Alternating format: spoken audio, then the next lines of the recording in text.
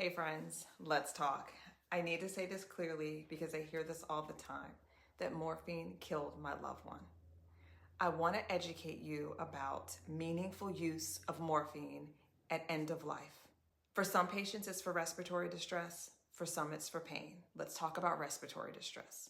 At the end of life, sometimes patients feel like they cannot breathe. Even when oxygen is there, their brain is sending a distress signal that says, I'm suffocating. And that feeling, that air hunger, is terrifying. Morphine works in the brain to turn down that alarm. It doesn't shut the lungs off. It doesn't stop the breathing. It changes how the brain perceives breathing. Now, I'm talking about meaningful use of morphine. So instead of, I can't breathe, I'm panicking, it becomes, I'm okay. I can rest. It helps the body relax. It reduces that sense of air hunger, and it makes breathing less distressing. Now, here's what often gets misunderstood. Most people, unfortunately, are referred to hospice very late in their disease process. I'm talking sometimes in the last days or even hours of life. So it can reasonably feel like they started morphine and they died. But what's actually happening is this. For many of these patients, the dying process started long before that moment.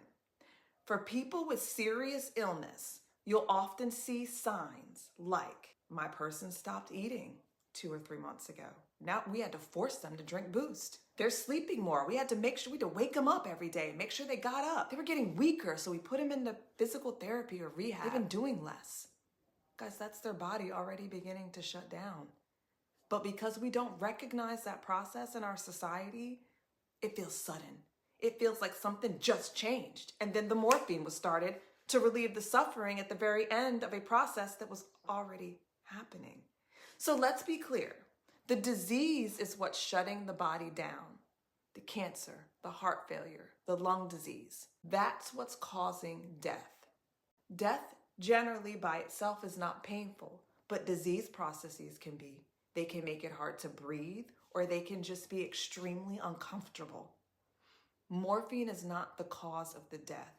It's relieving the suffering that's coming with their disease process as they die. And if hospice was about hastening death, that wouldn't even make sense. This is about care, comfort, and dignity. So if you've ever wondered, or you've ever carried that guilt or that burden or that thought that you signed your person up for hospice, they received morphine and they died. Your loved one did not die from morphine. They died from their illness. And you did not send them to hospice because you wanted them to die. You signed them up for hospice because you didn't want them to suffer. And the morphine is what helped them be comfortable through that process. Please know and relieve yourself from that burden of guilt, that that's not harm, that was care and compassion